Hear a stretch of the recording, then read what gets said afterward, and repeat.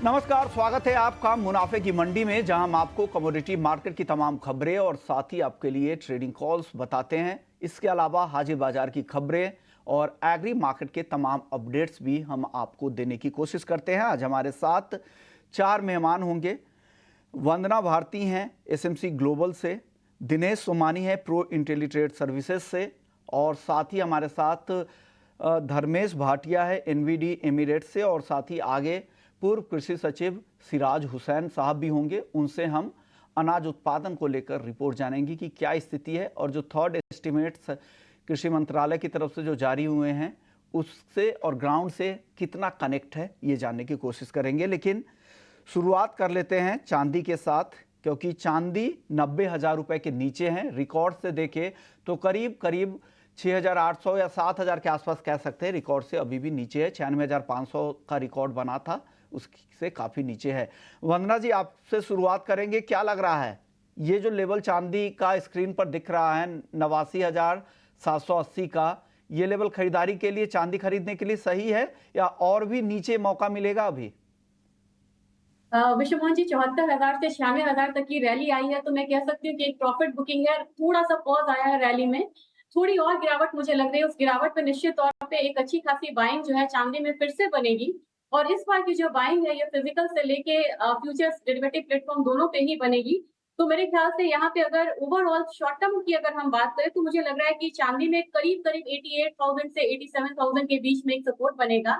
अगर इंट्राडे की बात की जाए, तो मुझे लग रहा है कि अभी भी सेलिंग प्रेशर यहाँ पे कंटिन्यू हो सकता है, तो उछाल पे भी यहाँ पे बेच सकते हैं। नहीं तो एक लेवल है 89,750 से 89,800 के बीच में, वहाँ पे सेलिंग करना चाहिए। नीचे का टारगेट रहेगा 89,200 का, स्टॉप लॉस लगाना होगा 90,100 का। और मुझे लग रहा है कि इंट्राडे में भी थोड़ी सेलिंग है, और इस हफ्ते भी मुझे लग रहा है कि थोड़ी-सी जो सेलिंग है वो और डीप हो सकती है, और ये मौका देगी 87,000 88,000 के बीच में फिर से बाइंग करने। 80,000 तक पोजिशनली नीचे का मौका आपको मिल सकता है। लेकिन अगर आज सिर्फ आज के लिए भी ट्रेड करना चाह रहा है तो करेंट लेवल पर भी सेल कर सकते हैं। 89,200 नीचे तक आज भी जाने की संभावना दिख रही है। धर्मेश जी, आप बताइए, ब्रॉडर मार्केट में क्या हो रहा है, चांदी में क्या करना चाहिए पोजिशनल ट्रेडर्स को? देखिए विश्वमोहन जी, मैं कंटिन्यूसली लास्ट वीक से मैं कह रहा था कि मार्केट में मैं काफी बेरिश हूँ, क्योंकि मार्केट ओवरबॉट पोजीशन में आ चुका है।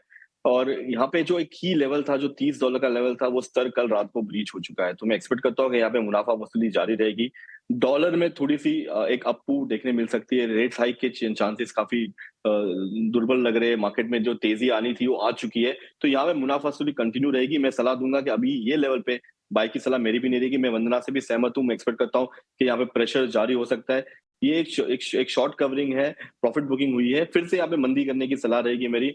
मेरे हिसाब से आने वाले समय में 88,000 से लेके 86,000 के लेवल्स आपको शीघ्र ही देखने मिलेंगे। रूपी कमजोर हुआ है, क्योंकि वॉलेटिलिटी काफी हाई थी इंडियन मार्केट के ऊपर। उस कारणवश आपको इतनी गिरावट देखने नहीं मिली, बट अगर रूपी संभल जाता है तो ये गिरावट जारी रहेगी। रुपया संभलता है तो ये गिरावट यहाँ पर जारी रह सकती है, और लग रहा है कि 86 और 87,000 तक जा सकता है चांदी का भाव। आप दिनेश जी, आपकी राय चांदी पर? विश्वमन जी, थोड़ी सी मेरी विपरीत राय है। मेरे हिसाब से जब भी ये 4-5 हजार रुपए का करेक्शन देता है, वहां से मूव लेता है, मतलब दोनों सहयोगी से एग्जैक्टली विपरीत कॉल है मेरी। 89,700 750 के आसपास थोड़ा पुल बैक रैली के हिसाब से मेरी बाइंग की सलाह रहेगी। ऊपर 91,200 एक बार मुझे लगता है कि ये आना चाहिए लेवल्स। और अगर ये 89,000 का लेवल अगर रीच करता है, तो जो दोनों ने लेवल दी 86 87,000, मुझे लगता है वो जल्द आती हुई नजर आती है। लेकिन 89,200 89,400 89,700, ये मुझे थोड़ा सा डिमांड या पुल बैक रैली लगती है। तो ऊपर से जो है अपसाइड 91-200 के आसपास इसमें कुछ बिकवाली का दौर बन सकता है। थोड़ी सी अलग है। हालांकि 89 का लेवल अगर टूटने पे आपको लग रहा है कि नीचे फिर फिसल सकता है, लेकिन करंट लेवल के आसपास आप खरीदारी की सलाह दे रहे हैं। थोड़ी कॉन्ट्रा कॉल है, ये आप देख लीजिए जिस एक्सपर्ट्स को आपको फॉलो करना है। तो 3 राय आपके लिए चांदी में आ गई है। गोल्ड में धर्मेश जी बताइए, गोल्ड 72,000 रुपये के ऊपर क्या करें? गोल्ड भी मेरी सिमिलर कॉल रहेगी। मैं इसमें मंदी में हूँ। काफी सीमित दायरे में ट्रेड हो रहा है। अगर आप देखिए अंतरराष्ट्रीय मार्केट में देखिए तो 2310 2320 से मार्केट अपसाइड 2340 2350 डॉलर्स के इर्द गिर्द घूम रहा है। बट डोमेस्टिक मार्केट में भी अगर देखिए तो 75,000 से मार्केट लुढ़क के ऑलमोस्ट 72,000 तक आ चुका है। यहाँ पे प्रॉफिट बुकिंग काफी हैवी है। मैं एक्सपेक्ट करता हूँ कि यहाँ पे प्रॉफिट बुकिंग जारी रहेगी। इक्विटी मार्केट आउट परफॉर्म कर रहा है। डॉलर में फर्मनेस फिर से मुझे लग रही है, तो मैं रेकमेंड करूंगा कि ये करंट 72,000 के लेवल पे भी आप बिकवाली कर सकते हैं। 72,300 का स्टॉप लॉस रहेगा। डाउन साइड इमीडिएट टारगेट इसका 71,500 का रहेगा। पोजिशनली मैं 70,000 टारगेट के लिए यहाँ पे मंदी की सलाह दूंगा। यहाँ पे और 2-3 महीने कोई बड़ी वॉलेटिलिटी, ना कोई जियोपॉलिटिकल टेंशन है, तो मुझे नहीं लगता कि मार्केट में अप मूव है। अभी मार्केट साइडवेज या कंसोलिडेशन करके नीचे की तरफ आना चाहिए। यानी कंसोलिडेट करके नीचे की तरफ गोल्ड आ सकता है। 70,000 रुपए तक गोल्ड के आने की संभावना है, क्योंकि वॉर प्रीमियम जो रिस्क प्रीमियम था वो धीरे धीरे यहाँ पर कम होता जाएगा। आप बताइए वंदना जी, आपकी राय गोल्ड पर? आज मूव थोड़ी सी डिफरेंट है यहाँ पे, और हमने देखा था कि गोल्ड और सिल्वर रेशियो कंटिन्यूसली यहाँ पे इंप्रूव हुआ था। सिल्वर आउट परफॉर्म कर रही थी। कल से अगर देखा जाए तो गोल्ड में गिरावट कम है और सिल्वर में डीप है ये, और मुझे लग रहा है कि गोल्ड अब आउट परफॉर्म कर रहा है सिल्वर को। रेशियो फिर से यहाँ पे मतलब डिप्रिशिएट हो सकता है। तो मेरे ख्याल से आज जैसी जिस तरीके का टेक्निकल चार्ट दिख रहा है, मुझे लग रहा है थोड़ी सी रैली यहाँ पे गोल्ड में आ सकती है, आउट परफॉर्म कर सकता है सिल्वर को। तो 72,000 के करीब बाइंग की सलाह रहेगी। 72,250 का टारगेट होगा। यहाँ पे स्टॉप लॉस यहाँ लगाना होगा 71,875 का। कॉल है वंदना जी सिर्फ? वंदना जी सिर्फ आज के लिए कॉल है ये? के लिए ये कॉल रहेगी। आज मुझे लग रहा है कि रेशियो थोड़ा सा यहाँ पे फिर से डिप्रिशिएट होना चाहिए, gold silver ratio. Okay, Dinesh ji आप दे रहा है गोल्ड पर क्या करें, करंट लेवल पे क्या करना चाहिए, बाई या सेल? जी बिल्कुल, ब्रॉडर व्यू अगर देखा जाए तो मुझे लगता है कि 72,650 और 71,550 ये दायरा ही मेंटेन कर रहा है गोल्ड, और इसी रेंज में ट्रेड करता हुआ नजर आता है। वंदना जी से मैं थोड़ा सा सहमत हूं। मुझे लगता है कि कल से मुकाबले अगर हम देखते हैं तो gold continues higher side trade कर रहा है, जबकि सिल्वर नए लो बना रही है। तो मुझे लगता है गोल्ड सिल्वर के मुकाबले काफी स्ट्रांग है। आज भी अगर 72,100 के आसपास बाय करना चाहिए। मुझे लगता है कि 72,450 के लेवल हम देख सकते हैं, और मुझे लगता है कि 71,960 का स्टॉप लॉस मेंटेन किया जा सकता है। चलिए गोल्ड सिल्वर के बाद क्रूड की बात कर लेते हैं, जहां पर लगातार छठे दिन गिरावट दिख रही है। $77 तक ब्रेंट क्रूड का भाव आ चुका है। 6,100 रुपए तक MCX क्रूड भी फिसल चुका है। हफ्ते भर में दाम 7% से ज़्यादा गिर चुके हैं। खबर ये है, एक तो ग्लोबल सप्लाई बढ़ने की खबर, दूसरा यूएस में पिछले हफ्ते क्रूड स्टॉक बढ़ा है, उसका भी दबाव यहाँ पर दिख रहा है। और ओपेक प्लस की तरफ से जिस तरह से कहे गए हैं कि वो धीरे धीरे जो स्वेच्छा से जो कटौती 8 देश कर रहे हैं उसे फेज आउट करेंगे सितंबर के बाद। आप बताइए धर्मेश जी, क्या लग रहा है आपको क्रूड की चाल, यहाँ से किस तरह की चाल दिखती है? देखिए ओवरऑल तो मेरी टारगेट आ चुकी है। अगर इनफैक्ट ऑलमोस्ट 2 महीने से मैं कंटिन्यूस कह रहा था कि मार्केट काफी ओवरबॉट में है और यहाँ से मंदी आने की गुंजाइश काफी हाई है, और अब देखिए ऑलमोस्ट 1,000 रुपए की गिरावट आपको प्राइस में देखने मिली है। 7,200 7,300 की कमोडिटी आज 6,000 हो चुकी है। अंतरराष्ट्रीय मार्केट की बात करें तो $82-84 की कमोडिटी ऑलमोस्ट 75 के नीचे 72-73 पे आ चुकी है। तो $10 की गिरावट आपको ऑलमोस्ट 1 महीने में देखने मिली है। अब यहाँ से मार्केट मुझे लगता है संभल सकता है। सेम बट एक जो कारण है, मैं अभी भी कहना चाहता हूँ, जो मैं कंटिन्यूअसली कह रहा हूँ, कि आगे के सारे महीने बैकवर्डेशन में चल रहे। इनफैक्ट अगर आप नवंबर दिसंबर कॉन्ट्रैक्ट देते हो तो $68-67 पे चल रहे, तो $4 की और गिरावट यहाँ पे आने की गुंजाइश है। जब तक जियोपॉलिटिकल टेंशन नहीं आता, प्रोडक्शन कट नहीं होता, तब तक मार्केट में लंबी तेजी आने की गुंजाइश काफी कम है। मैं उछाले पे बिकवाली की सलाह दूंगा। मैं करंट लेवल पे भी 6,150 के स्तर पे बिकवाली करिए, 6,200 का स्टॉप लॉस रखिए। डाउन साइड पोजिशनली मुझे लगता है कि मार्केट 6,000 का स्तर भी ब्रेक कर देगा, जो स्पेशली इंडिया के लिए काफी अच्छा है, क्योंकि जो इंपोर्टिंग प्राइस है वो नीचे हो जाएगा। तो मैं रेकमेंड करूंगा बिकवाली, हर लेवल पे आप बिकवाली करके चल सकते हैं। जो वोलेटिलिटी होगी वो अक्टूबर नवंबर दिसंबर के बाद होगी। ओके, जो नया उतार चढ़ाव होगा अक्टूबर नवंबर दिसंबर के बाद होगा। अभी और गिरावट की संभावना यहाँ पे दिख रही है। 6,000 के नीचे भी MCX पर भाव आ सकता है। आप वंदना जी क्या कहेंगी क्रूड को लेकर? यहाँ पे है और थोड़ा सा डीप हो सकता है, ये 6080 तक हो सकता है, लेकिन किन्हीं को अगर बाइंग करनी है तो एक कंफर्मेशन के बाद ही यहाँ पे बाइंग करें, क्योंकि बाइंग की कंफर्मेशन अभी नहीं है। 6180 के करीब आता है तो यहाँ पे बाइंग की सलाह रहेगी। 6270 का टारगेट होगा। स्टॉप लॉस यहाँ पे लगाना होगा 6140 का। और मैं एग्री कर रही हूँ, जितने भी ट्रिगर्स हैं जिसमें ज्यादा जो है वो बेयरिश है, लेकिन एक पुलबैक इस कमोडिटी में आती है, क्योंकि अभी भी ये बहुत ज्यादा वीक नहीं है। और कुछ जो डेटा इकोनॉमिक रिलीजेस आते हैं उस पे ये थोड़ा मतलब रिएक्ट करता है, इंपल्सिव एक जो बाइंग है वो यहाँ पे आ सकती है। ओके, दिनेश जी आपकी राय क्या है क्रूड पर? आपको भी लग रहा है गिरावट आगे यहाँ पर दिखेगी क्या? जी, अगर ब्रॉडर व्यू देखते हैं तो अपसाइड लेवल से ऑलमोस्ट 17% के नीचे आ चुका है। मतलब 7300 से 6100 एक थोड़ा सा पुलबैक इसमें ड्यू है। मुझे लगता है शॉर्ट टर्म पुलबैक इसमें आ सकता है, लेकिन ओवरऑल जो है इसमें फंडामेंटल से लेके technical everything is looking quite weak. मुझे लगता है कि अगर कोई पोजिशनल ट्रेड करता है तो मुझे लगता है 6240-50 के आसपास इसको सेल करके चल सकता है 6330 के स्टॉप लॉस से। लेकिन इंट्राडे के लिहाज से अगर देखा जाए तो पुल बैक रैली इसमें ड्यू है जो 6100-6105 के आसपास आ सकती है, जो इसको 6180-6220 तक ले आ सकती है। वहां पर पोजिशनल प्लेयर्स के लिए बिकवाली का अवसर रहेगा। ओके, पोजिशनली आपको बेचना है, लेकिन आज के लिए इंट्राडे में हो सकता है कि एक पुल बैक रैली दिखे, ऊपर की तरफ बाजार जाने की कोशिश करे, और यही वजह है कि वन्ना जी ने भी आज इंट्राडे के लिए 6270 तक के टारगेट दिए हैं। लेकिन जो भी ट्रेड करे बिना स्टॉप लॉस के ट्रेड ना करे। मेटल्स की बात कर लेते हैं। बेस इंडस्ट्रियल सारे मेटल्स में गिरावट दिख रही है। कॉपर, जिंक, कॉपर भी शुरुआती कारोबार में हल्की तेजी दिखा रहा था, अब 862 के आसपास आ चुका है। एल्युमिनियम भी 1% कमजोर है। जिंक, लेड, यहाँ पर भी गिरावट है। दिनेश जी, आपको क्या लग रहा है, क्या इन मेटल्स में और गिरावट बढ़ सकती है क्या? जी विश्वमोहन जी, फर्स्ट टाइम देखा जाए कि जो करेक्टिव फेज आया है कॉपर में काफी डीप आया है। नॉर्मली ये 15 से 20 रुपए का करेक्शन फेज देता था, फिर दोबारा रैली करता था। इस बार 935 का जो हाई बना था, वहां से 864, मतलब करीब करीब 70 रुपए इसमें टूटे हैं। मुझे लगता है अगर थोड़ा सा और एक में पुल बैक आता है 868 869 के आसपास, तो इंट्राडे के लिहाज से इसमें सेलिंग ही की जा सकती है। डाउनसाइड मुझे 861 855 के लेवल्स नजर आते हैं, और 873 के इसमें स्टॉप लॉस मेंटेन किया जा सकता है। ओके, आप धर्मेश जी, आपकी कॉल क्या है? बेस मेटल्स पे क्या राय दे रहे हैं? देखिए, बेस मेटल की बात करें तो मैं अभी भी काफी मंदी में हूँ। मुझे लगता है कि मार्केट काफी ओवरबॉट पोजीशन में था। जो 600 की कमोडिटी 2023 में थी, ऑलमोस्ट 950 हजार तक के लेवल्स आपको दिखा चुकी है। फंडामेंटली एज सच कोई बड़ी मोमेंटम आई नहीं है, इस जस्ट के मार्केट में सप्लाई कंस्ट्रेंट के कारण हुई है। बट अभी ये लेवल पे मुझे लगता है कि मार्केट में यहाँ पे मुनाफा वसूली जारी रह सकती है। पोजिशनली 820 825 का जो स्तर है वो मार्केट फिर से आके छू सकता है। मैं उछाले पे बिकवाली की सलाह दूंगा। अराउंड 865 के लेवल पे बिकवाली करके चल सकते हैं। 870 का स्टॉप लॉस रहेगा। डाउनसाइड 850 का इमीडिएट टारगेट रहेगा। दूसरी कमोडिटी मेरी जिंक रहेगी। अगेन जिंक में भी एक काफी एक्सपोनेंशियल रैली प्राइस में देखने मिली है, बट प्राइस 300 का स्तर ब्रेक नहीं कर पाई और फिर से वहां से एक मुनाफा वसूली देखने मिली है। मैं सलाह दूंगा 260 265 के लेवल पे बिकवाली करे, 270 का स्टॉप लॉस रखे। ये पोजिशनल कॉल रहेगा। इमीडिएट टारगेट इसका 250 रहेगा। पोजिशनली 230 तक के टारगेट के लिए आप जिंक में बिकवाली करके चल सकते हैं। रूपी की वजह से वॉलेटिलिटी थोड़ी सी थम जाएगी, बट अंतरराष्ट्रीय मार्केट में मुनाफा वसूली जारी है और मार्केट में एक्सपेक्ट करता हूं कि ये जो फॉल है वो कंटिन्यू रह सकता है। ओके, यानी ये गिरावट जारी रहेगी बेस मेटल्स की 230 तक भी। ये पोजिशनल राय है, ये ध्यान रखिएगा। जिंक 230 तक भी नीचे फिसल सकता है। वंदना जी, आप क्या कहेंगी? मेटल्स को लेकर कोई टॉपिक है आज के लिए?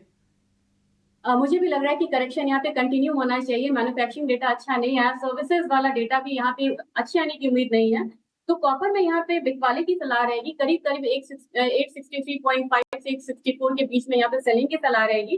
टारगेट यहाँ पे होगा करीब करीब यहाँ पे 859 का, और स्टॉप लॉस लगाना होगा 866 का।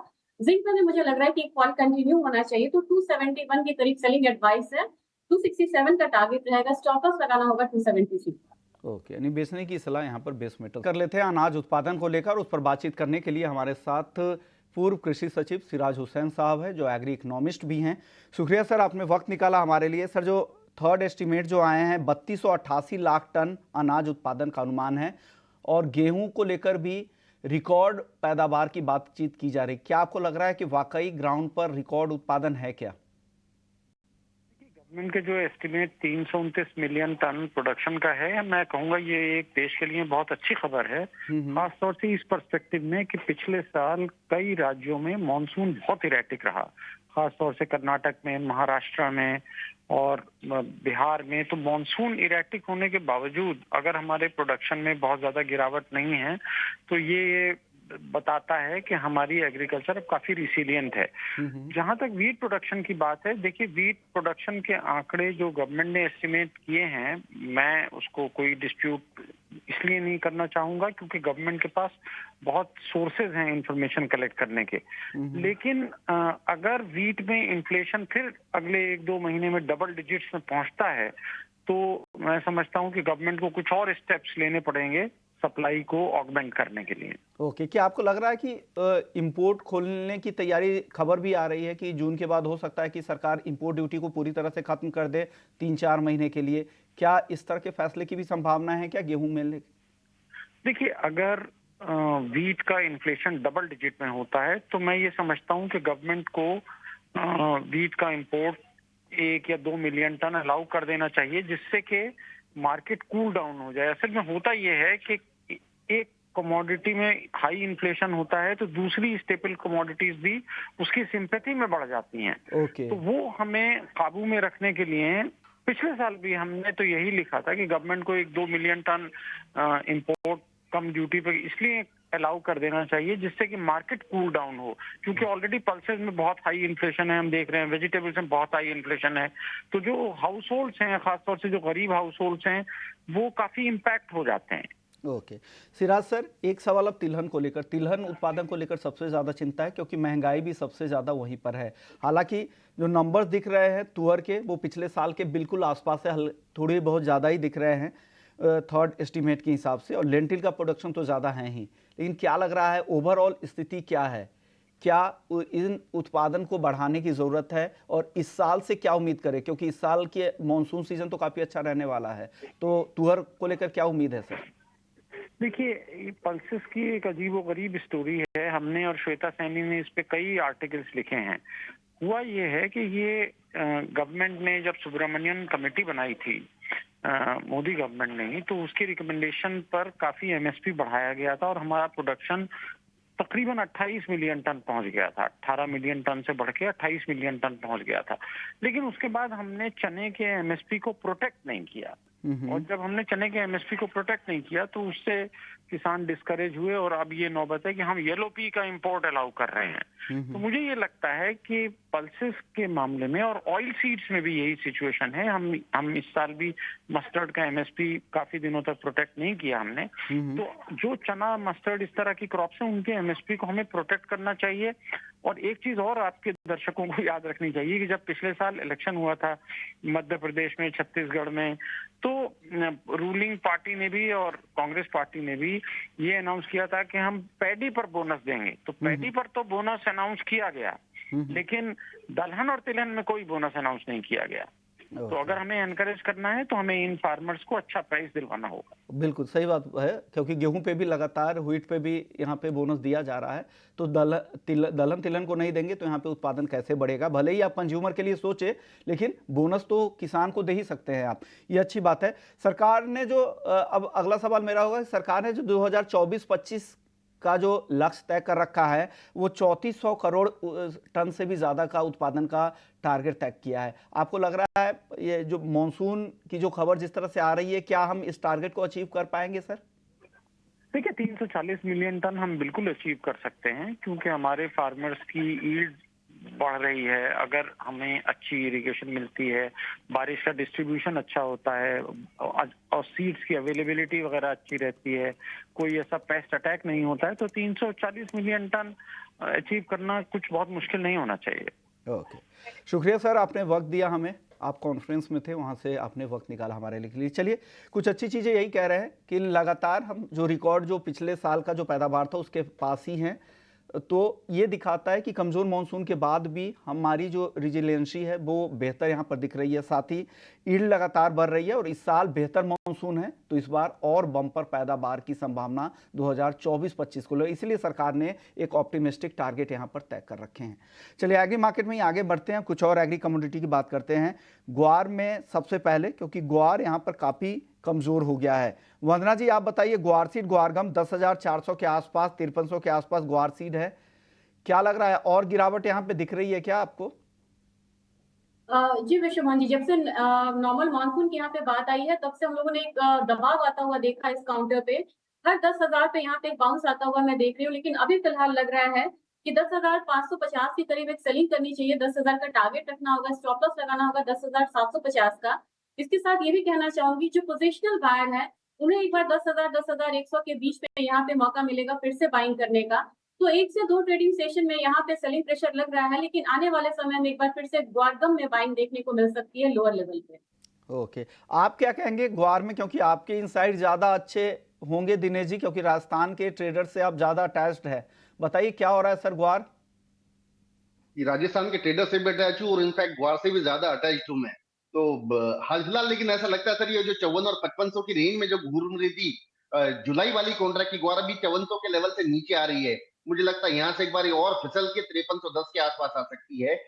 मौजूदा स्तर पर मुझे लगता है कि अगर 5410 अगर जुलाई कॉन्ट्रैक्ट आता है तो शायद इसमें बिकवाली बन सकती है। नीचे में 5310 के लेवल से दिखा सकता है। और जैसे कि वंदना जी ने कहा कि गम जो है ये 11,000 और 10,000 ये दायरे में घूम रहा है। अगर 10,000 के आसपास आता है तो पोजिशनल प्लेयर्स वैल्यू बाइंग के तौर पे इस पर निश्चित तौर से एंट्री कर सकते हैं। अब हल्दी की बातचीत कर लेते हैं। हल्दी हालांकि आपने जो टारगेट दिया था, हालांकि उस वहां से काफी नीचे आ चुकी है हल्दी।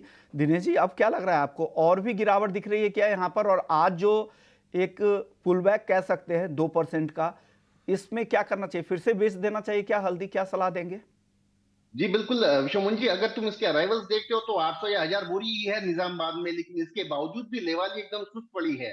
सबको लग रहा है कि अभी बरसात और मानसून अगर सामान्य होता है तो सोइंग इसमें निश्चित तौर से बढ़ेगी, और अगर सोइंग बढ़ेगी तो सबको अपना स्टॉक का माल जो है ये डिस्पोज ऑफ करना है। डीमैट का स्टॉक भी 8-8.5 टन के आसपास है, जो प्रेशर कंटिन्यूस बिल्डअप कर रहा है।